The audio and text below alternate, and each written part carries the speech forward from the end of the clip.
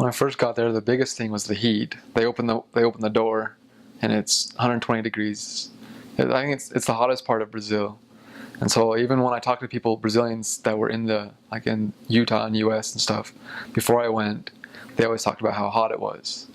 Like I'd ask them, "Oh, I'm going to Cuiabá. Like, do you have any advice? Do you have anything?" They're like, "Oh," they're just like, "It's hot." They're like, "Quente, hot." And I'm like, "Oh, okay." And then when they first opened the plane, it was just like a heat wave because it's constantly 120 degrees. And then once we got off the plane, it didn't really seem like it wasn't a huge culture shock at first. It just kind of seemed like you could have been in like the suburbs of California because it sounded like they could have been speaking Spanish or something like that. And it looked like just like the U.S. until you got to the like kind of where we actually proselyting, where there's more rundown and things like that. It was kind of interesting, just kind of how it looked. It wasn't blatantly different than the U.S. The biggest shock was when I got to my first area. It was just like there was no welcome. It was just you wake up the next morning and you go and start working. And we had the first day there we had a service project, and we went and we painted some investigator's house. We helped them. That was really fun. It was just kind of a welcome to the mission, I guess. Just kind of a big bang start. The Cuiabá mission. It was before I got there. It had been created, I think, 3 or 4 years before I got there. My president would have been in his second year, so it would have been created 4 years before I got there. Before that, it was just parts of other missions. And before my president before he changed over from the last president, it included a place called Acre, where they had to fly, like the missionaries had to fly there for transfers. They could only have one piece of luggage. They drive really light, and you just fly for transfers instead of bus or car or anything. And it was a place where it was kind of legend, where everybody baptized. They baptized dozens every weekend, and like some missionaries, they'd break like 200 baptisms because of that area. So it was just a legendary part of the mission. But then by the time I got there, it was cut, and so they kind of took more of the southern part of Brazil. So we had Mato Grosso Sul, and a little bit of Rondônia. There's 3 states that kind of border Paraguay and Bolivia. And so ours was kind of farming community, kind of ranchers. And then in Rondônia, there was part of the Amazon jungle, and I served in part of that too. So it's kind of a broad range. Cuiabá was the hottest, and it was kind of in the middle of the mission. And then you go all the way down to where it's cold, and there's a bunch of cattle down in Mato Grosso Sul, and then up all the way to the Amazon jungle. And because we served close to Bolivia and Paraguay, we were able to cross the border sometimes in some cities. They kind of were border towns. And so we'd run into people that spoke Spanish, but we didn't even notice sometimes. We'd be speaking Portuguese, they'd be speaking Spanish, and we'd kind of be talking to each other just like they were Portuguese. We could understand them enough, and they could understand us enough that we could talk. And we taught various people from Bolivia, and so that was pretty fun being on the border like that. And it's a really big mission. I traveled from top to bottom one time, and I think it was a 36-hour bus ride. So it's just kind of it was by myself. I was just on my own, just traveling from the top to the bottom. That was kind of an experience, just how big it was. And it's kind of cool because Cuiabá is in the center. It's the very center of the landmass of South America.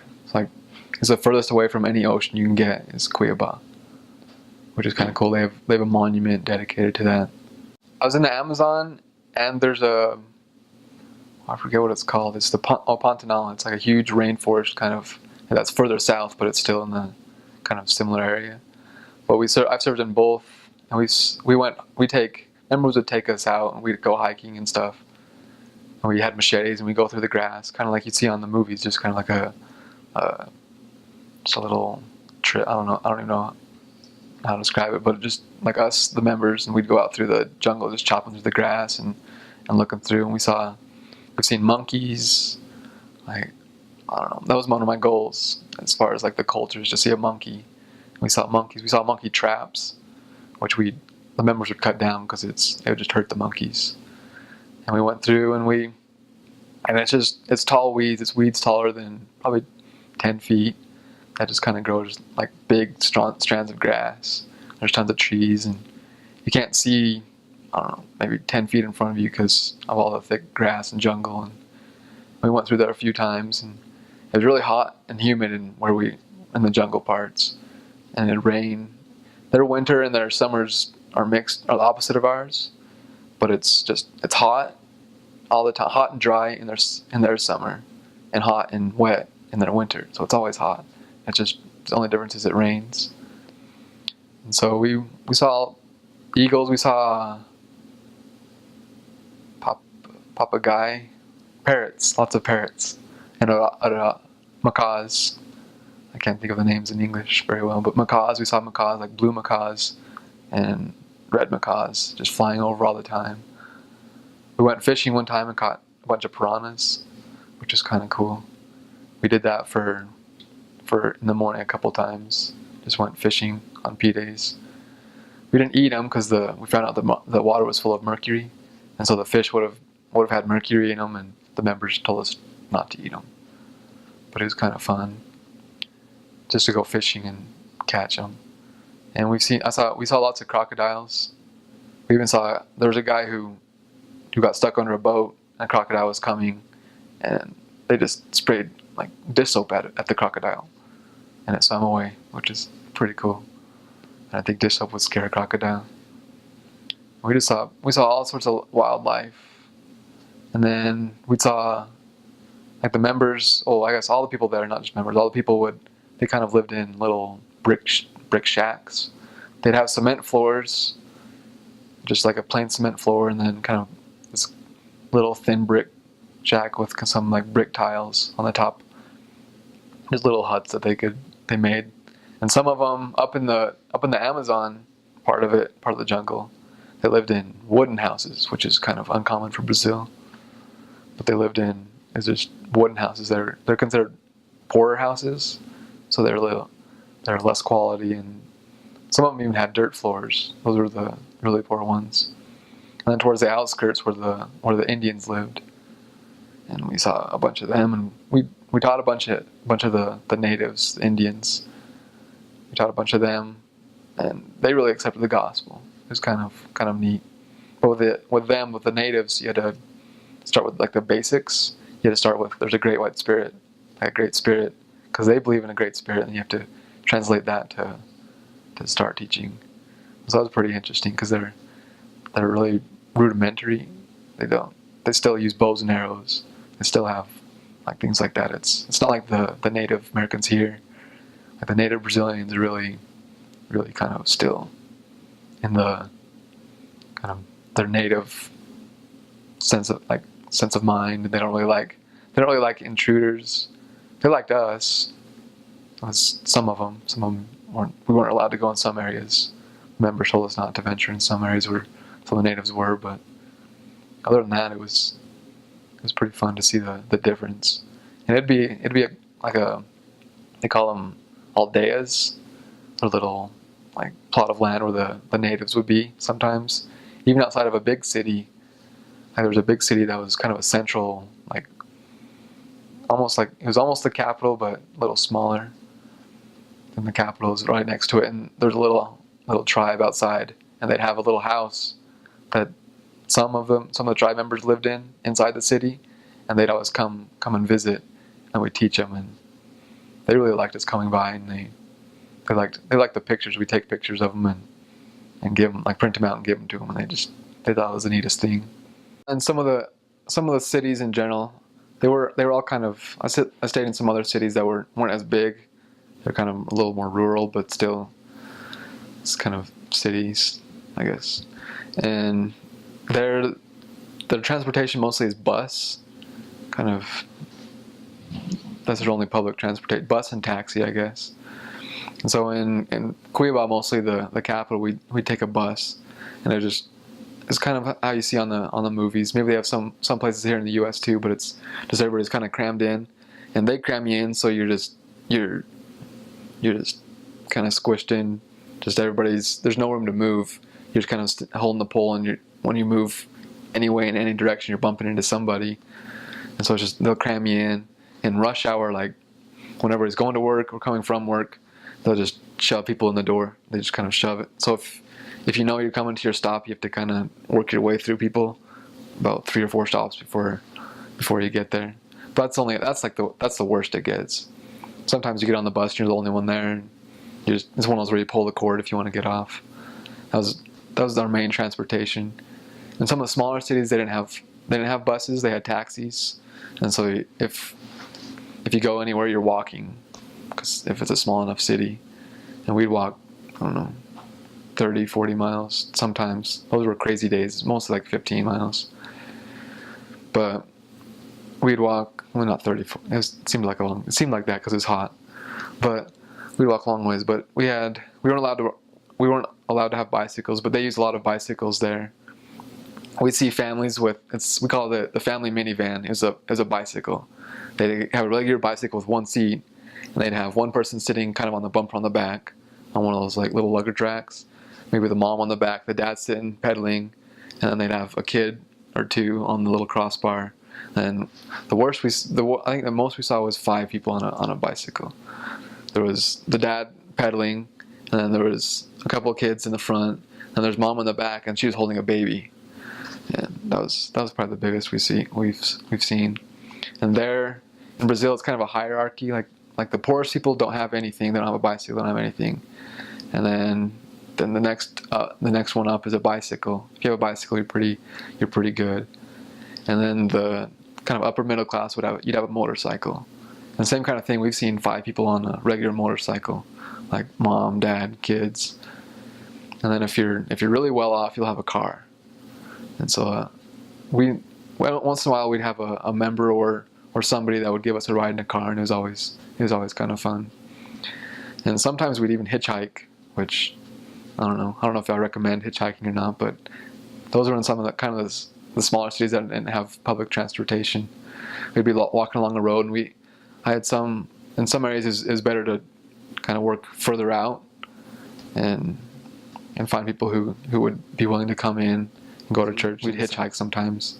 We'd just kind of walk along the road, and my companion would just kind of throw up his thumb, and we'd go. And then we'd teach him as we were going also, which was turned into some of the most interesting teaching experiences was from hitchhiking. And that can be dangerous because in some of the cities we were in, we had to be in by 9, and there's some sketchy areas. Like in the area book, they always have like the areas to avoid. One of our areas was avoid everywhere after this hour, because we lived. It wasn't Cuiaba, but it was a town called Rondonópolis, and we stayed in a place, and you would hear gunshots at night. And there was a lady that stayed in front of a daycare, and she would kind of watch. She was like a security guard, night security guard, and she told us all sorts of crazy stories that happened on our street. Not anybody dying, but like people be like mugged or different things, or there'd be gangs going past, things like that. We never ran into anything. Like as long as you were in by the time that the book said, usually you were good. We were in one city where we had to be in by 9. Like we lived in the center of town, and it was just kind of a rough neighborhood, I guess. And we never stayed out past 9 because we just trusted what the other missionaries had said. They were just kind of rougher areas, but they don't mess with the missionaries. They respect the missionaries. So that was kind of our safety.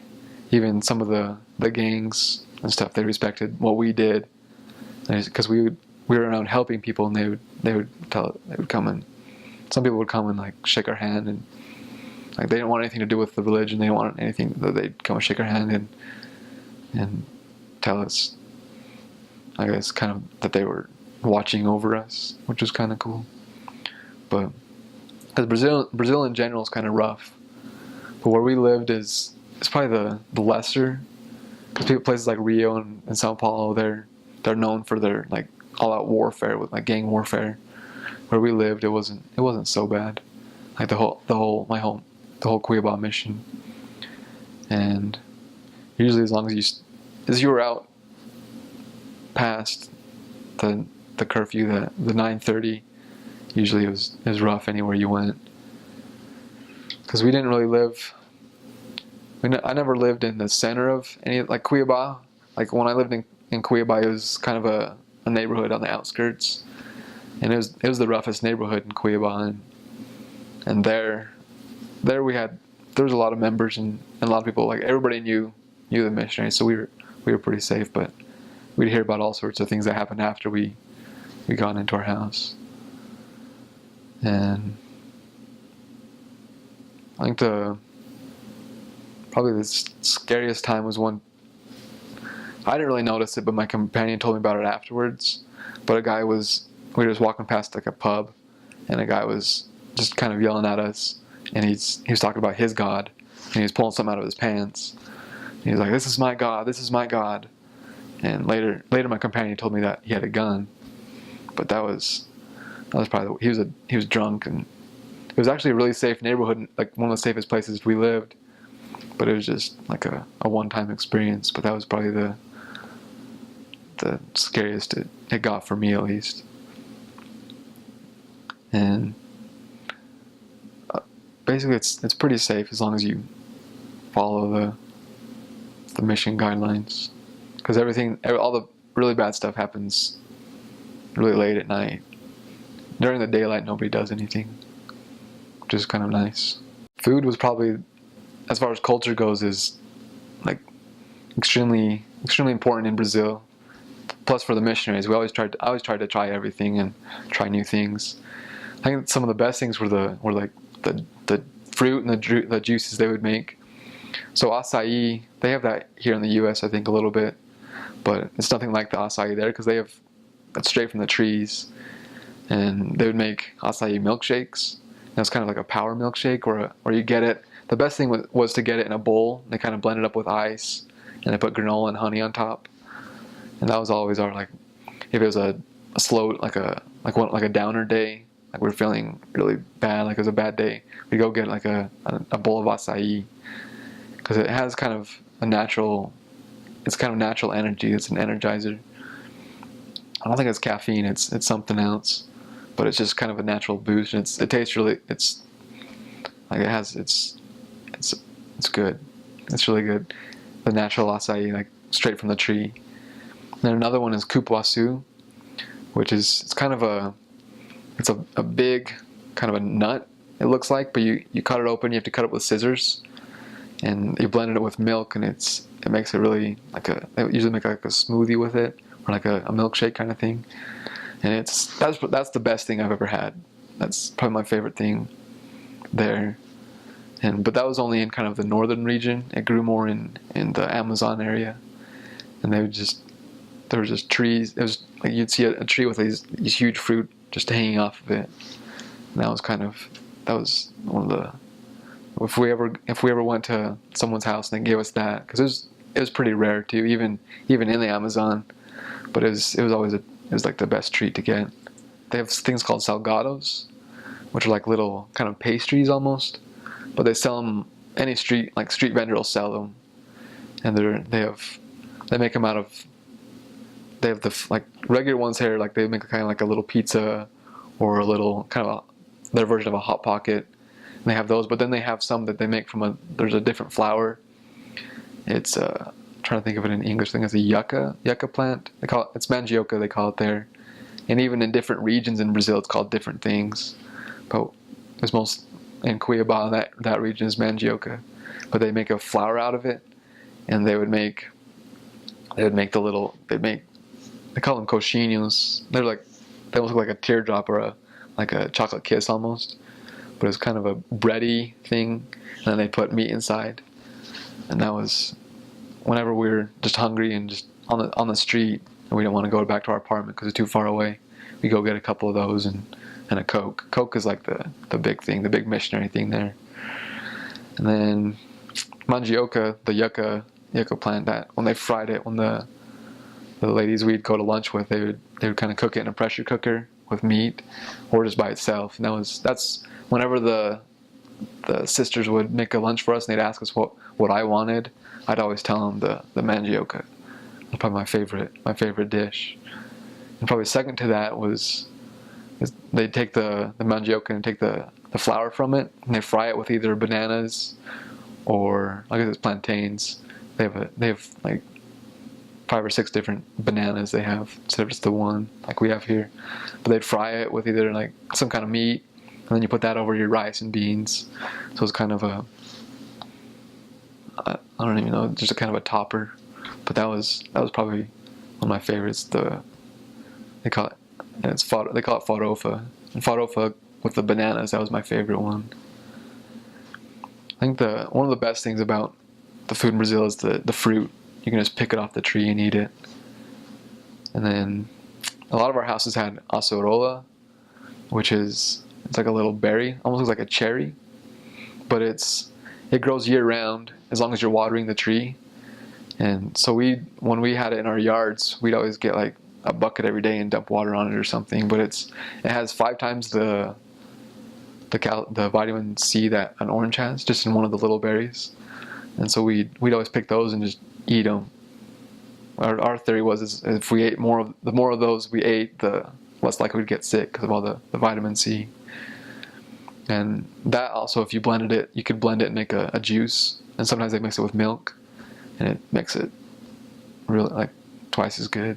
But there was one member who had a whole yard full of like just the acerola trees. It was like a farm, a farm of that almost. She didn't sell it or anything. She just had tons of it.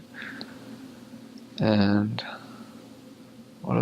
there's I forget what they're called. They're little blueberries almost that grow on the trunks of a tree. Like they don't grow on the branch, they grow on the trunks. But those are really good. You can't eat the seed. The members would always tell us they'd plug us up if we ate the seeds. But you just kind of suck off the skin. That was probably one of the best fruits they had there. Some fruits of the region, I guess, like cupuaçu, those are the best. And then mangoes. Like when it's mango season, some people don't even eat regular food. We just pick them off the trees, and like as we're walking down the street, you can just pick a mango off and eat it. That was always fun to do. What else was there? Their big thing is meat. They like to eat meat. At least where we were. I've heard of people that went to different missions in Brazil and they don't eat as much meat, but where we were is like the cow capital of. That's like their big thing, is just cows and cowboys. The best treat it's called paçoca. It's kind of like a brownie made out of purely just sugar and peanuts. And so it's just like it's the closest thing you could get to because they didn't have peanut butter. It's the closest thing you get to like the peanut butter taste. And that's what, like you could go and buy like a brick of it, or you could just buy the little chunks. We just buy the square once in a while when we go to a gas station. That whole area is kind of like a melting pot, kind of like the U.S. So everybody from Brazil has kind of gone there. There's like the Gaúchos from the south.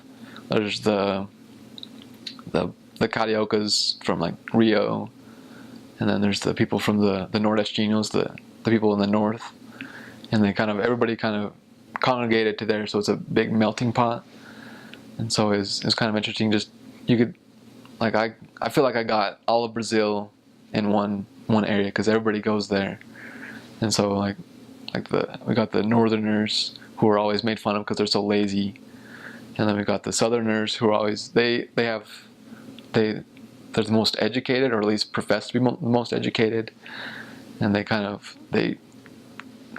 the most proper Portuguese. They like things like that. They're usually kind of a higher class, or hold themselves to a higher level. And then there's the people from the east, which is like Sao Paulo and Rio, and they're usually kind of the more cultured. They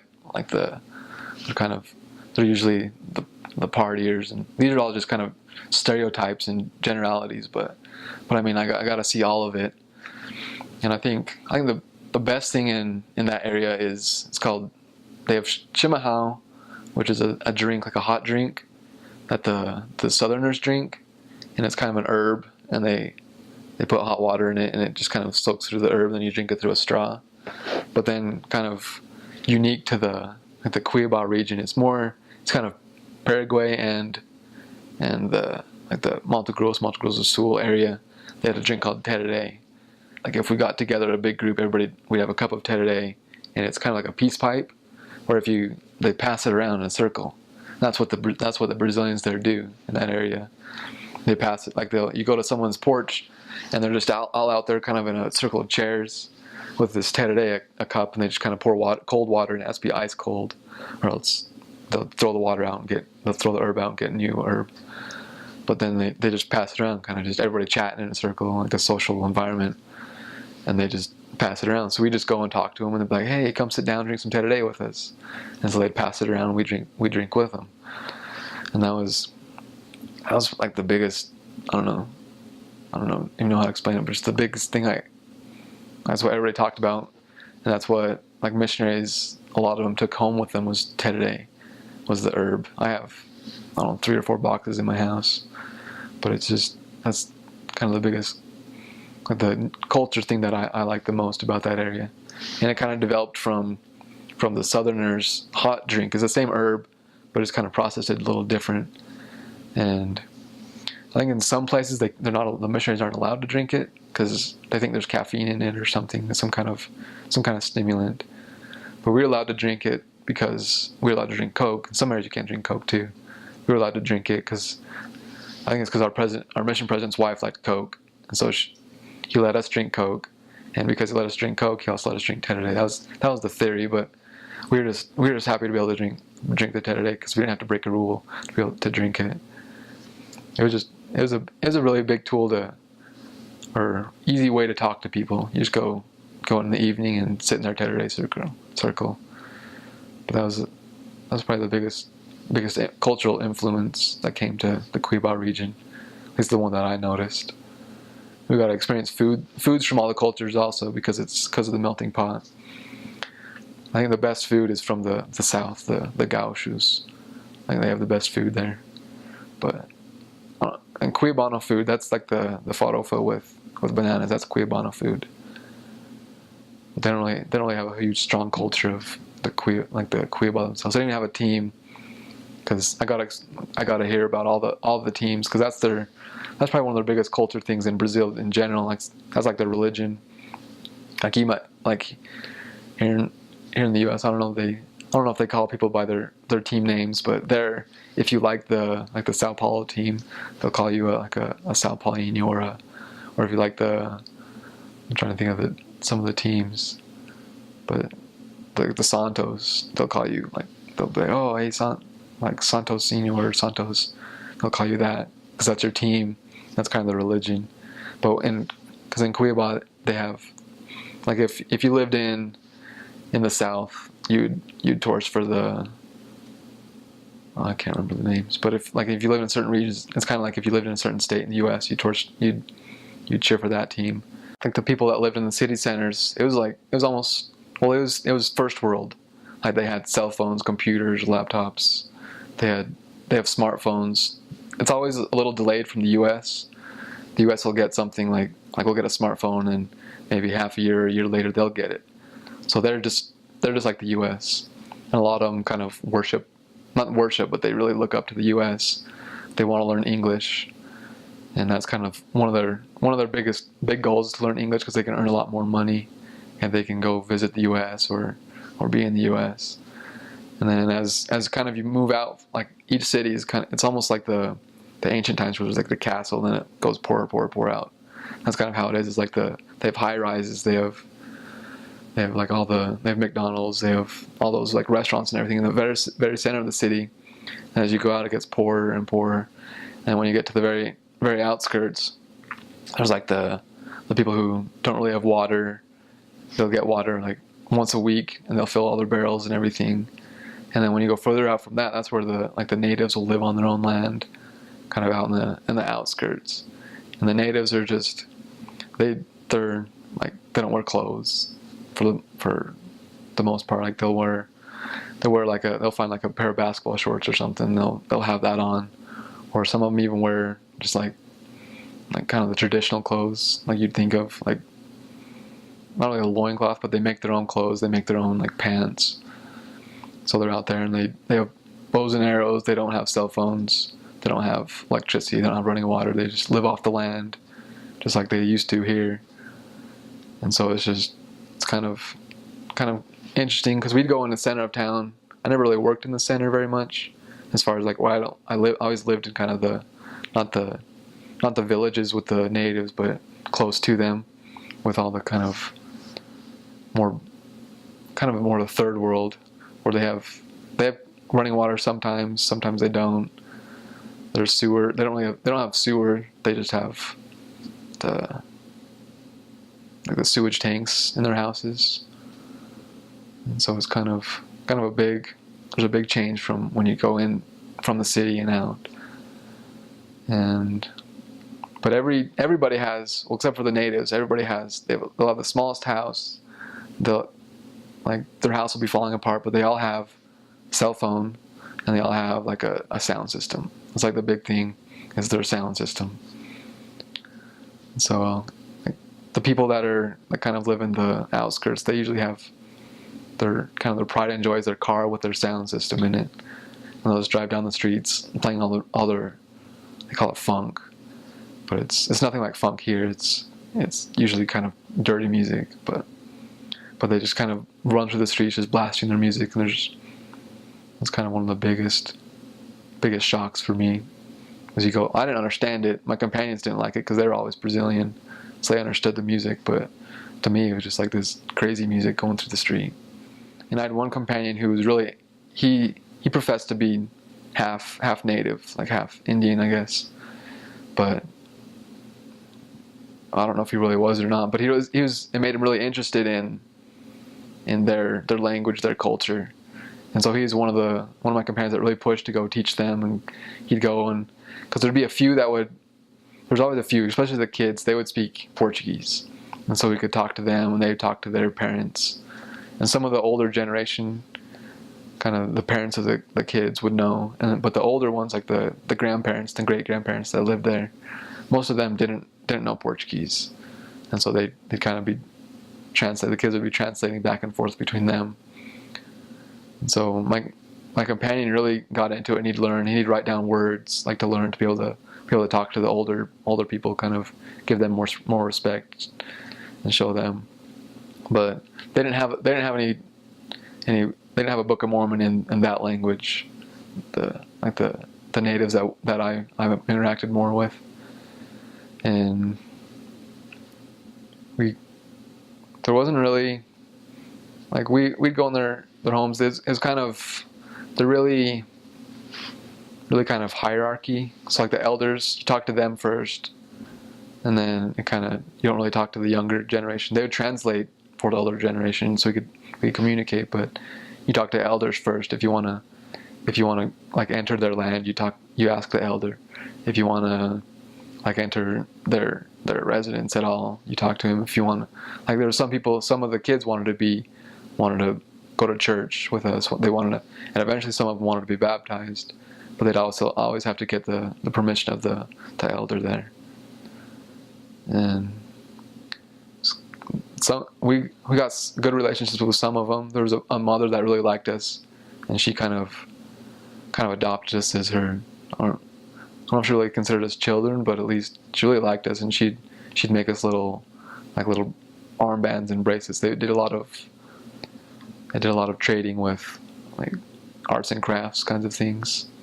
They'd make little Indian, like little native trinkets and things. They'd sell them, and they'd give them to us. Or at first we would try and buy them from us, but buy them from them, and they gave us a couple, which was kind of neat because they're really unique little arts. And a lot of them. Some of the villages they wouldn't let us in at all, and they'd have a lot of them had really like Catholic background, which was they'd allow, like some of them they'd have a vote and they'd allow a religion in or not, and some of them they had a Catholic pastor that would live with them, and working with them was really fun though, just because it was really kind of like the Book of Mormon, where they talk about teaching the Lamanites, where they didn't have a a knowledge of, like, they didn't have a knowledge of Christ or things like that. You had to go like really rudimentary. The ones that did were the ones that wouldn't let us in, that they already voted in a different religion. Like the ones that would let us teach them, a lot of them believed in like a great spirit. They didn't believe in Christ or God even. It was just kind of a great spirit, or some of them had like plural gods, like they had many gods, like they had ones for the earth and the sky and things like that. And there was the main spirit, which was their great spirit. And so we just had most of them, the ones that we actually would teach, that would let us teach them, we had to just kind of talk about the great spirit and equate it to God, and then tell them God has a son, and then from there we could teach them once they understood that. But it was more of a basic, because most of the people in Brazil are either Catholic or Protestant or something like that, so they believe in Christ. But the natives, they didn't even know who Christ was for the most part, Christ or God. One missionary was sick for I think a month while he lived there. He got dengue. I don't know if that's English or not, but he got dengue, and so he lost a lot of weight, and he couldn't, like, he was just always just, I don't know, losing liquids and stuff, and he spent a lot of the time in the hospital. And I got sick I think twice or 3 times. I got sick 3 times. One was just at the beginning of the mission. I just figured it was just kind of getting used to it. It was just kind of the worst thing was just diarrhea, which wasn't that bad. I think it was just getting used to the food and the water, even though we had to filter our water, because there you can't drink it out of the tap. That was the second time I got sick, is because I drank it out of the tap. Because we have little filter bottles. I don't know if you've ever seen those, but they have the filter connected to it, and you suck it through the filter in the bottle, they're kind of expensive bottles that the church bought for all the missionaries there. So we had those, but there was one time where I didn't have my bottle, and our filter, we'd buy the 5, it's a 20-gallon jug of just filtered water, already filtered, and we ran out of that, and I didn't have my bottle, and so I drank the water straight out of the tap, and I was sick for a week, and it was bad. I couldn't get out. The first 2 days I couldn't get out of bed, I couldn't leave the apartment because I was always between bed and bathroom. And then after that, I tried to go. I decided I was probably strong enough to go, and it was horrible walking around. That was probably the sickest I've ever been. But I didn't get any parasites or anything. I learned my lesson not to drink the water after that. And then the third time I got sick was just kind of a fluke. Kind of crazy. I don't know what it's from. I think it was from one of the lunches I had, because we ate lunch with all the member every day, because that's their big meal is lunch. And so we had lunch with a member the day before, and I got really sick. I don't know what it was. It was just the same kind of thing where it kind of like the sickness that I always got from that when I was there, just kind of an extreme exhaustion in going to the bathroom a lot. That was sickness I got. And then I spent a few times in the hospital with my companions. I never had to go to the hospital, thankfully, because I had to spend probably 3 or 4 days with one of my companions, because he was just on an IV. I don't even know what he had. It's probably the same thing, same kind of thing, but he was really down. The rains are pretty crazy in Brazil, especially in some of the more jungly parts. I know one time there was sometimes they're kind of more flash floods. Like it'll start raining and then pouring, and then it's nothing like the U.S. Well, I guess nothing like Utah rain. I don't know. There might be somewhere in the U.S. that rains like that, but it'll just start raining, and it'll just rain for days, and just like a downpour, like extreme downpour. And there was one time it was in the middle of kind of their main road in the center of the city, and there was nowhere for the water to drain, and so it just flooded through there, kind of like a flash flood through a canyon. Because how they build their stores and their houses, they put up walls. They're kind of all connected. They're all cement and bricks, and they connect them all, so it makes just a huge wall along the roads. And so one time it was raining, and it just kept raining, and the water just shot through this street, and there's a bug, one of the like a Volkswagen bug, and it's going, and then it hit the water, like the water hit it, and it went sideways, and it just pushed it up against a pole. And people had to go out the other side, like the driver had to go out the passenger door and things like that. And those rains will come, and they'll come and they'll be gone in like an hour, like the torrential rains. And so it happens all the time, frequently. And I remember hearing lots of times, not in my mission, but of flooding in other places. Like where I was, it wasn't so bad, the flooding, but in other places in Brazil, there was extreme flooding. And I know a lot of times it would rain, it would just kind of drizzle, kind of for weeks on end, without stopping, just constantly. And so you just get wet, and you're always wet. It's kind of interesting. Brazil Cuiaba, or the Cuiaba Brazil mission, is probably, I think it's the best, but everybody thinks their mission is the best. And so it was just it's a really great place to go. I think learning a new language makes it kind of a newer experience for me, at least in country. And I'd always feel the Spirit more when I was speaking Portuguese. I don't know if it's because that's what I was supposed to do or not, but it's just kind of a new thing, and it made me feel the Spirit stronger. And the Brazilian people are great, because they're easy to talk to, and they're easy to they invite you in their home. They invited us, anybody, even if they didn't care for what our message was. They all welcomed a religious message into their home, and so it was fun to be able to go teach everybody. They all welcomed our message, and so one of the hardest things was to figure out which lessons were better to be taught, because there was never a hard time giving lessons. So it was really fun just to see all the changes that people made, all the great conversions. Because in Brazil, for the most part, the baptisms they come fairly easy, because the people they eat it up. They want to be baptized. They want to learn more. And we probably, on the average in our mission, it was about one a week, which is normal, because they love the gospel. They love to learn more about Christ. So everybody listened to us, and it was fun to see all that, see all the changes everybody made. I think some of the greatest people I met were from Brazil. Their spirit, it seems so much stronger than I would imagine. They live in poverty, they live in horrible circumstances, but their spirit, they talk more about the gospel than people that have been members their whole life. Most people that I know, they're very strong, and it's very uplifting to see how strong they are, and see how much they love the gospel, and how converted they become where they are, because it's so hard to live, so hard to be a member from where they are. And